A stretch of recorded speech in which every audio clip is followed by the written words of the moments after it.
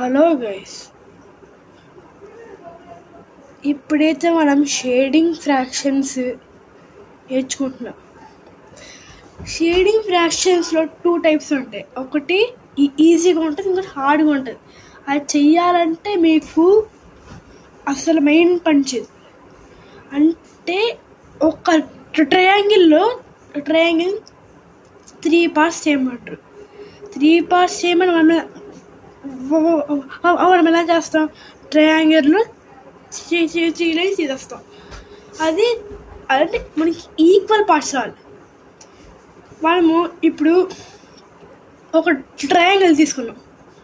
Triangle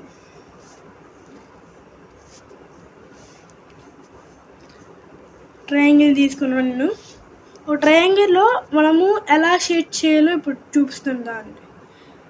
అంటే ఇప్పుడు ట్రయాంగిల్లో 4 parts అనేది ఇప్పుడు చేయాలి.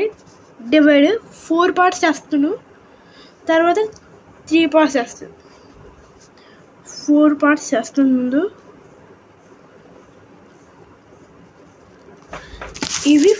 ఇవి ట్రయాంగిల్లో 4 పార్ట్స్. ఇప్పుడు ఈ 4 పార్ట్స్లో 1/4 చేయమా. 1/4 అంటే దీన్ని ఏదో ఒకటి చేయొచ్చు సింపుల్గా. ఇప్పుడు నెక్స్ట్ ఒక బాక్స్.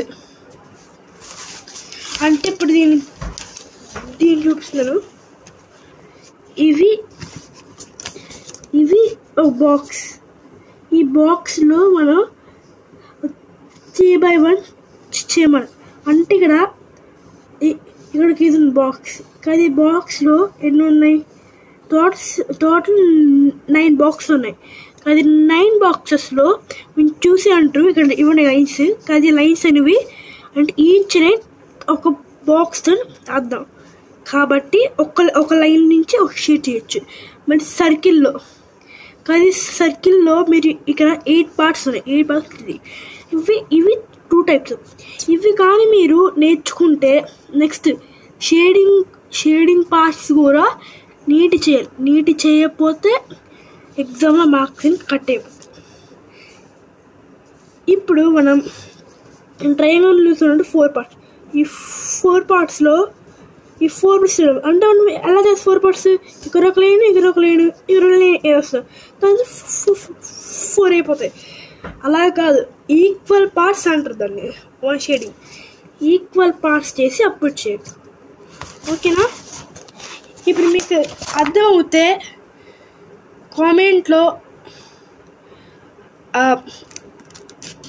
బ్లూ టైప్ చేయండి.